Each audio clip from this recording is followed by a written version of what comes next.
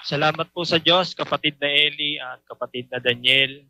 Ang magtatanong po dito, kapatid na Eli, ay si Ronald Dumapal. Katoliko po, 48 years old po. Magandang gabi po, Brother Eli. Tanong ko lang po, kung ang isang tao na humingi na ng kapatawaran sa kanyang mga kasalanan at nagpabautismo na at pagkatapos nagkasala ulit, hindi na ba siya papatawarin ng Diyos Ama? At ang pangalawa, sige po. Ano po yung bautismo para mapatawad ang ating mga kasalanan? Hindi ba tayo patawarin ng Diyos Ama sa ating mga kasalanan kung hindi tayo magpabautismo? Una-una kapatid, yung bautismo kasi, yun po'y paglilinis ng kasalanan. Paghuhugas ng kasalanan. Kaya, yun ay paglulubog sa tubig. Yung tubig na paglulubugan, hindi basta tubig, kundi tubig kung saan mayroong kalakip na kapangyarihan ng salita ng Diyos. Sa 5:26 ng Efeso, ganito po ang nakasulat. Upang kanyang pakabanalin ito na nilinis sa pamamagitan ng paghuhugas ng tubig na may salita. Hindi po basta tubig lang yon. Kalakip po dun yung salita ng Diyos. Yung kapangyarihan ng salita ng Diyos, lalakip dun sa tubig para yung tubig ay magkaroon ng kapangyarihan o power na makapaglinis ng kasalanan ng tao. 22:16 ng Gawa. At ngayon, bakit ka tumitigil? Magtindig ka at ikaw ay magbautismo at hugasan mo ang iyong mga kasalanan na tumatawag sa kanyang pangalan. Ayon. Yung tanong mo kapatid, hindi ba mapapatawad ng Diyos ang tao na walang bautismo? Mapapatawad kapatid. Kahit walang bautismo, mapapatawad ng Diyos ang tao. Kaya niyang magawa yun. Ang katunayan, napatawad niya yung magnanakaw dun sa krus Wala namang bautismo ron. Pero alam mo, kapatid na Ronald, ang dapat mong maintindihan, ang Diyos naglalagay ng batas. Yung batas ng Diyos, kung sumasampalataya ka, dapat mong sundin. Huwag mong isipin yung labag o yung kabaligtaran ng batas. Halimbawa, tanong ko sa'yo, pwede ka bang sumiping sa hindi mo asawa? Pwede. By all means. Kahit asawa ng kapwa mo, pwede mong sipingan Pero, kung muutos ng Diyos, huwag mong sisiping sa hindi mo asawa, o ano bang konbinyente sa'yo? Yung sumiping sa asawa ng may asawa o yung sumiping sa asawa mo? Mas convenient kasi yung sumiping ka sa asawa mo. Kasi walang tataga sa'yo. Kasi pagka sinipingan mo yung asawa ng kumpare mo at nadatnang kayo, baka tagain ka. Diba? Ganun ang pagkilala sa Diyos. Meron siyang batas, wag nating kukwestiyonin. Alam nating pwede niyang magawa ang isang bagay, pero wag kang kukwestiyon. Tanang ganito, Sa Israel nung araw, sabi ng Diyos, walang kakain ng taba sa inyo, wag kayong kakain ng taba at saka ng dugo. Sabi niya, sa anumang paraan, basahin natin ang isang talata sa Levitico 3:17. Magiging palatuntunang palagi sa buong panahon ng inyong lahi, sa lahat ng inyong tahanan, na hindi kayo kakain ng taba ni duguman. Dugo at taba, hindi ipinapakain ng Diyos sa Israelita. Walang kakain ng taba. Ang taba ng baka, taba ng mga tupa, yun ay susunugin para maging isang masarap na samyo sa Diyos. Basahin natin ang isang talata sa 3:16 ng Levitico. At mga susunugin ng saserdote sa ibabaw ng dambana, pagkaing handog nga na pinaraan sa apoy na pinakamasarap na amoy. Lahat ng taba ay sa Panginoon. Lahat ng taba sa Panginoon. Susunugin sa dambana, lahat ng taba. Ngayon, kung hindi ka nag-iisip, kung hindi mo alam yung totoo, sabihin mo, bakit ganun? Ang sarap-sarap pa naman ng amoy ng taba pag nasusunog na. iniihaw mo halimbawa yung baka, no? Nasusunog na yung mga taba. Ang sarap-sarap. Pero wag mong kakainin, aalisin mo yung taba. Lahat ng taba sa Panginoon. Siguro yung mga taong walang kaloobang sumunod sa Diyos, siguro sa isip-isip nila, bakit ganun? Ang sarap-sarap ng taba eh. Bakit ayaw ipakain sa amin? Ang taba ay sa Panginoon.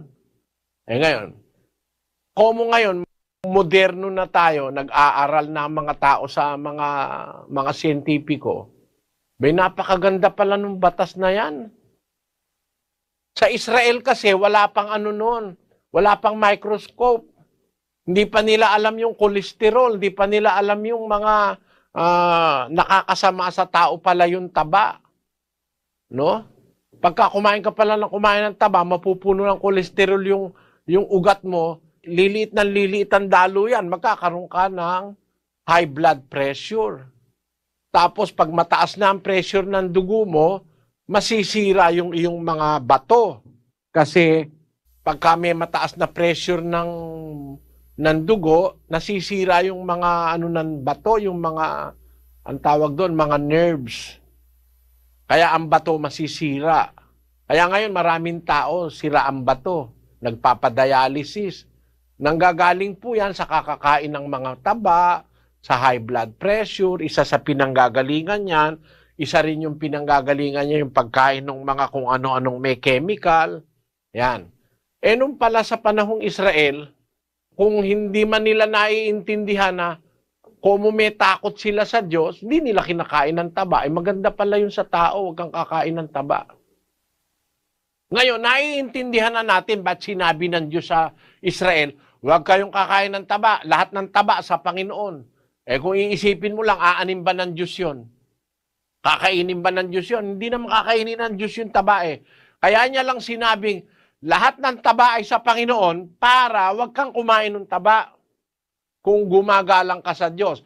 At pag hindi ka kumain ng taba, ikaw ang makikinabang kasi hindi ka magkakaroon ng sakit sa puso at saka sa cardiovascular system. Marami pong implikasyon ng pagkain ng taba sa tao. Nakakaano po yan, nakaka-cause ng mga degenerative diseases na mga matitinding sakit. Nakakasira pati ng atay, ng kung ano-anong mga organs ng katawan. Kaya naiintindihan natin ngayon yung sinabi sa Israelita, libu-libong taon na nakakaraan. Kaya pala bawal ng Diyos ang taba para ang tao na susunod ay mapabuti. Ngayon, sabi ng Diyos, magpabautismo ka. Kukwestiyonin ba natin yon? Ang Diyos ay mapagmahal na Diyos. Pag nag-utos siya, alam niya kung anong dahilan, ba't niya inuutos.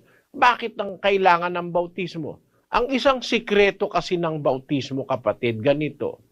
Sa 12:43 ni Mateo, pakinggan niyo mga kababayan. Datapwat ang karumal-dumal na espiritu, kung siya'y lumabas sa tao, ay lumalakad sa mga dakong walang tubig, na humahanap ng kapahingahan at hindi makasumpong. Nakita mo kapatid, yung espiritong masama pala pag lumabas sa tao, naghahanap ng dakong walang tubig. Bakit? Yung masamang espiritu takot sa tubig. Lalo na yung tubig na may salita ng Diyos. May kapangyarihan ng Diyos. Kaya ang mga nababautismuhan, lumalabas yung masasamang espiritu, kagaya ni Maria Magdalena. Basahin natin ang Lucas Kapitulo 8, versikulo 2. At ang ilang babae na pinagaling sa masasamang espiritu at sa mga sakit, si Maria, na tinatawag na Magdalena, na sa kanya'y 7 demonyo ang nagsilabas. Ayun. Kung asa ng tubig, kapatid, kung asa ng tubig, natatalo yung hangin Talo ng tubig yung hangin. Kaya pag dumating ang tubig, lalabas ang hangin. Subukan nyo, experiment nyo, scientifically. Kung saan makakarating ang tubig, lalabas ang hangin. That is a principle in science. Lighter kasi yung hangin kaysa sa tubig. Ang espiritu po parang hangin. Ang espiritu parang hangin. Yung masasamang espiritu, pagka inilubog ka sa bautismo, lalabas yun sa pagkatao mo. Takot sila sa tubig na may kalakip na salita ng Diyos. Kaya alam nyo, ang salita ng Diyos itinulad sa tubig eh. Ang isang kahulugan nun, panlinis yung tubig. At yung tubig, pantaboy ng hangin. Yung espiritong masama na parang hangin, lalaya sa iyo pagka ikaw ay nalubog sa bautismo. Basahin natin ang Hebreo 1, versikulo 7. At sinasabi niya tungkol sa mga anghel, yaong ginagawang mga anghel niya ang mga hangin, at ang kaniyang mga ministro ay ningas ng apoy. Yung mga anghel, parang hangin yun eh. Espiritu kasi yun eh. Yung anghel, parang hangin sapagkat espiritu yon. Ang maikukumpara natin sa espiritu, sa alam natin, sa alam nating mga tao, ang mapapagkumparahan natin ng espiritu ay yung hangin. Yung hangin parang espiritu.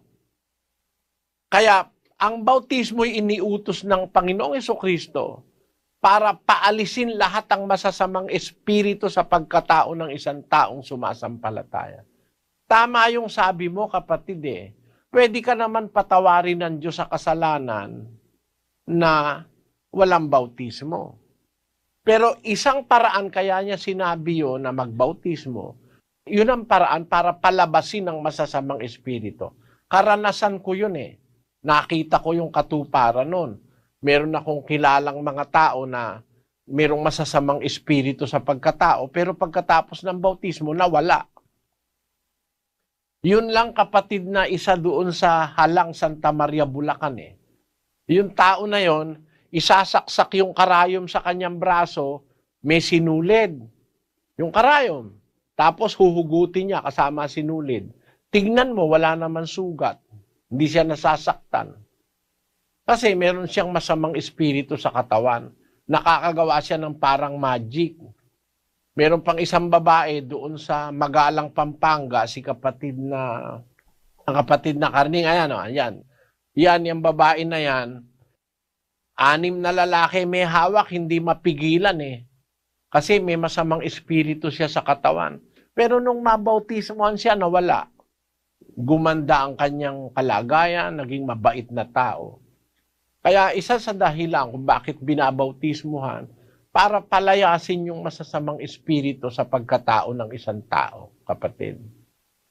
Sana naunawaan mo yun, Kasi sinabi ng Panginoong Jesus, pagka yung isang masamang espiritu umalis na sa tao, nag-ahanap yun ng dakong walang tubig. Kasi takot nga siya sa tubig, lalo na yung tubig ng bautismo. Parang ganun ang hangin, na pagka na-penetrate ng tubig, lumalayas yung hangin. Ang espiritu kasi parang hangin. Ngayon, doon sa isang tanong mo, kung nagpabautismo ka na, napatawad na ang kasalanan mo, kung magkasala ka uli, ay papatawarin ka pa ba? Kung ang kasalanan ay bunga ng hindi mo naman sinasadya, hindi mo naman pinaplano, hindi mo naman iniinteres. Kasi maraming dahilan kung ba't ang tao nagkakasala. Minsan, nagutom siya, wala siyang makain, nakapagnakaw siya. Minsan, ay natukso siya dahil mahina yung kanyang laman, nagkasala siya uli. Ang sabi ng Panginoon ganito, sa 2:1 ng unang Juan. Mumunti kong mga anak, ang mga bagay na ito ay sinusulat ko sa inyo upang kayo'y huwag magkasala. At kung ang sino man ay magkasala, ay may tagapamagitan tayo sa Ama, si Hesukristo ang matuwid. Ayon. Pagka nabautismohan ka na, nasakop ka na ng batas ni Kristo, meron ka ng tagapamagitan. Kumbaga, magkasala ka man, meron tagapamagitan na tumutubos, umaako ng iyong kasalanan. Ayon ang pagkakaiba ng nabautismohan sa hindi nababautismohan. Pagka nabautismohan ka na, nasasakop ka na ng pagtubos ni Kristo. Magkasala ka man uli nang hindi mo naman sinasadya, mga natukso ka, dala ng kahinaan ng laman mo, napapatawad pa yun ng Diyos. Naunawaan mo sana, kapatid na Ronald.